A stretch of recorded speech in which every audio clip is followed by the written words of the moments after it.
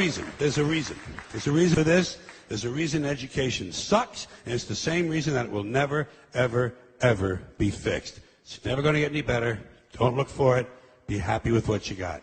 Because the owners of this country don't want that. I'm talking about the real owners now. The real owners, the big wealthy business interests that control things and make all the important decisions.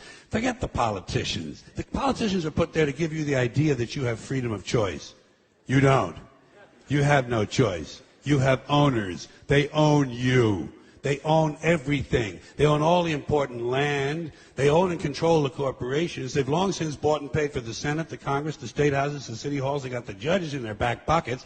And they own all the big media companies, so they control just about all of the news and information you get to hear. They got you by the balls. They spend billions of dollars every year lobbying to get what they want. Well, we know what they want. They want more for themselves and less for everybody else. But I'll tell you what they don't want. They don't want a population of citizens capable of critical thinking. They don't want well-informed, well-educated people capable of critical thinking. They're not interested in that. That doesn't help them. That's against their interest. That's right. They don't want people who are smart enough to sit around the kitchen table and figure out how badly they're getting fucked by a system that threw them overboard 30 fucking years ago.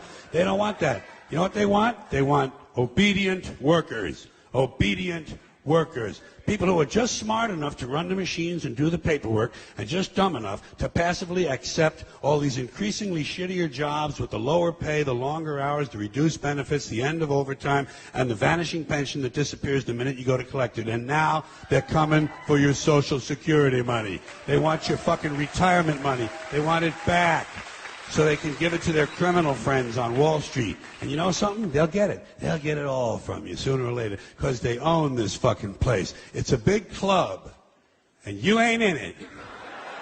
You and I are not in the big club.